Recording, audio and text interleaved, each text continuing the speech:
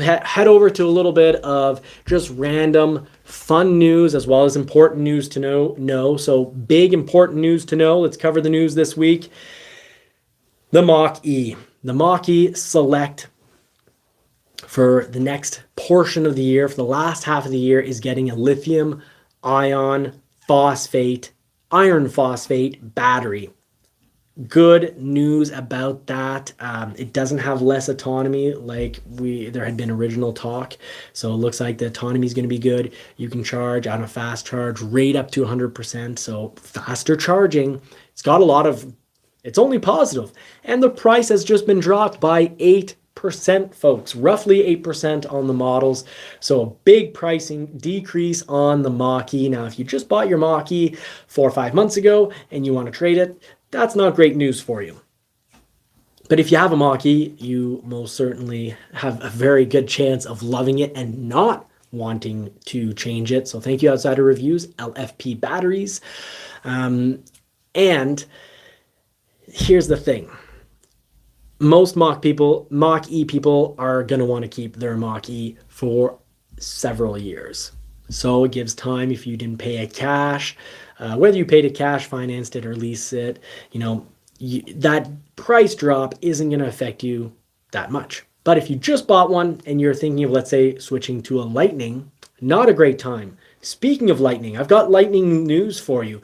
I've been putting Lightnings into the system for a while now, and I even put a brand new order back in January, and it already showed up, and it was too soon because the person had just picked up their Lightning in January, but said, I want a Lightning in a year. And I was thinking, you know what? You're probably gonna have to wait a year or two for that model, for your new Lightning. So we better order it up right now. But it already showed up. It's a brand new order. They had just taken possession of their original reservation. So someone else ended up getting that Lightning, someone who was already on the wait list. So they got rewarded with a Lightning with no markup on it.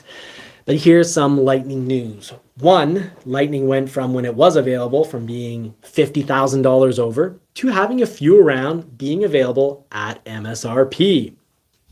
And if you order a Lightning right now, or if you've ordered one and you didn't have a reservation from a month or 2 months ago, well, you're probably going to get scheduled in the next little while. Ford has increased production incredibly. Very impressive, the turnaround. They saw the demand, they saw the want, and production has exploded. Mind you, at the same time, demand has gone down a little because a lot of people ordered these Lightnings thinking that, they get the full range or close to it when towing. That's just not the case, folks. Just this week, I had, someone towing in not that far from freezing temperatures. So that's a bit of an issue right there. But they were towing roughly 3,500 pounds and in, what some would consider cold temperatures. For us, we're like, well, it was a nice day. Nothing was frozen. So a nice day in Canada is a very, very cold day, a disastrous day in Florida. But anywho, the autonomy was cut in about half. So production's gone up incredibly, but demand will calm down a little. Meaning, let's say my Lightning, which I bought in February, if I want to switch that for my Bronco, right now it looks like on trade I'd have to take about a Canadian dollars, but about a $15,000 hit. And that's a lot. 110 Canadian, worth roughly about maybe 96 right now. We'll have to see where prices are at when my vehicle comes in, when the Bronco Wildtrak comes in July. But I did get scheduled. I'm a March 30th order for my 2023 Bronco. It's already scheduled. It's been pushed back now by 2 weeks. It's now the week of June 19th, and that's fine because I thought this thing would take 8 to 12 months to show up. But I think my Wildtrak, it helped to get picked because my dealer was due. They were due to get assigned a vehicle. We had allotments, and mine was the only one that was, relatively buildable and sticking around. I wasn't asking, for the old two tops or painted top or anything, and I asked for a soft top Wildtrak, and boom, already scheduled. So know that, and also know that Ford, more Ford news, they're going to more of a paid as you go. plan. And not annoying. It's not as if we're going to be paying for Ford Pass when you buy your new vehicle, but you will be paying for Blue Cruise. And this is a bit of a negative and also very much a positive, because now Blue Cruise on electric vehicles, on the Mach-E at least, it's going to be available on every model, meaning the internals are going to be there. You know, the programming is going to be there, but if you want to unlock it and have it function, it's going to cost you. Now, upfront on the order, you can order it for 3 years of Blue Cruise for 2,500 Canadian, so similar pricing over in the States, or you can pay it as a yearly fee of $1,050 per year or $100 per month. So you can pay as you go. So if you don't have it, if you didn't order it from factory, you're going to get it for 3 months for free. You get to try it out for 3 months. That's pretty cool, folks. You can find out, do you love Blue Cruise? Are you indifferent? Do you not like it? You get to try it out. And then you can choose to pay $1,050 per year. So I think that is actually a good way to go about it, instead of just, forcing it into the vehicle and boosting up price, because sometimes companies do that. Sometimes companies, they'll say, you know what, everyone has to have this, and it's, people think, oh, I got it for free. No, you didn't get it for free if it's part of the standard equipment, because the overall price of a vehicle is dictated on what partakes in that standard equipment. And sometimes you can have a whole lot of gadgets, lots of gadgets, but then lower on reliability, or lots of gadgets, but the price is low or relatively low because they cut in other areas. Just like I like to say, the Santa Cruz, jokingly around, they cut when it comes to the design team's budget, because it looks like it was a drunken bet when someone said, I bet you can't have a vehicle have, 20 triangles hidden on it. And the person said, oh yeah, triple that bet and I will put 300, over 300 triangles on it. Just a joke. Santa Cruz does have a lot of hidden and very evident, as well as very hidden triangles all over the place. And I'm sorry, outsider, I missed a question that came along in regards to Ford Pass. And obviously I don't have the show open. Marie usually has it open on the side and she's there for questions, but she's really not feeling well this evening, so she could not make it on the show. She tried, she came into the office, said she didn't like the smell, and left. Hey, we're in the man cave down here. It's not as if I smoked cigars. I'm not doing anything deliberately here. So that's part of your news for tonight. Personal channel news, the MR2 has gone off to the shop.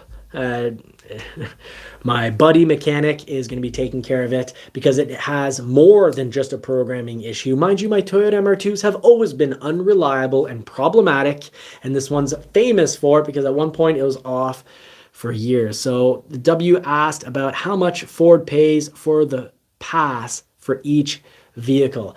I don't know what the cost of having Ford Pass is. I don't know what the cost to the company is to have that application.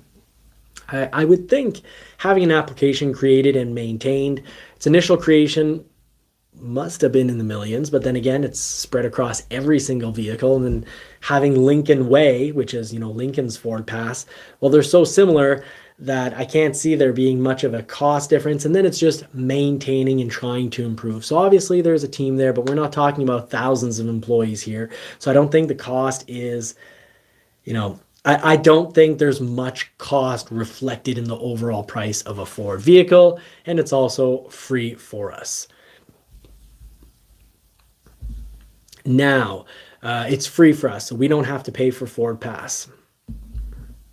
And yes, Ford Pass is with your cellular. You can lock the doors, unlock the doors, start your vehicle from your phone. Heck, you can even play around on the electric vehicles. You can plan out when your vehicle starts in the morning so it's warm when you get in, so that the battery is preconditioned, so the thermal pumps aren't, draining that battery, to get that battery to ideal temperature, because Ford is very cautious with their batteries. So that thermal pump works unbelievably hard to make sure you're not beating around on the vehicle when the battery is cold, because that, for long-term reliability, is actually pretty bad. So Ford's overall range is affected by protecting itself when you're fast charging, and also all about getting that battery to ideal temperature. And their ideal temperature, they're not, cheap on it to get a little more range out of the vehicle. They're not dropping the temperature on that ideal, because every electric vehicle company knows what is ideal for the long-term longevity of the battery. But then let's say you say, oh, let's take off 10%. You can gain a little bit of range on your daily. Let's say we take off 20% of long-term longevity and reliability. Well, the less long the battery functions for, the more performance you can get out of it in regards to range and charge times. So I hope that really helps clarify some information on the electric vehicles. Now, that thing's going to come back, hopefully pretty powerful. And speaking of powerful, Ford's CEO suggests an electric Explorer is coming to the US. So this is pretty cool because it's out in Europe. It got, unveiled for the European market. But here's the thing with this vehicle. And we'll zoom in here. I like the styling. It's got a bit of a RoboCop styling. Kind of looks like, with that color too, it doesn't help. Back to the 80s childhood. It does look a little bit like RoboCop's helmet. I'm happy they didn't do the crossover light in the Lightning. I love the machine. One of my little complaints about it is the front light kind of looks like the visor from a Star Trek character from Star Trek Enterprise. Geordi, if I recall. Haven't watched in about 20 years, but I think that's correct. But let's keep it to the Explorer. The design, it's not going to be for everyone, but I'm liking it. However, it would appear that if it does come to the North American market, they're not going to have it have actual current Explorer dimensions. Because Ford kind of has stated, well, it would be a little redundant when you have an Explorer and then you have an identical Explorer but electric. So likely it's going to be a little smaller the way it is in Europe. So essentially in Europe, you're still getting, your 6 or 7 people in there, but your back trunk is significantly smaller than what it is here. And how much can we say is significantly smaller? Well, in Europe, you're looking at 177 inches long for the vehicle. And if you want to compare that, if you know about the Volkswagen ID4, it's at 180.5 inches. So there is space to, instead of 177 like it is in Europe for the electric Explorer, it could be 180, but that's only an extra 3.5 inches at 180.5. So there's room. They could maybe even squeeze out an inch or 2 or 3 or 4 out of it.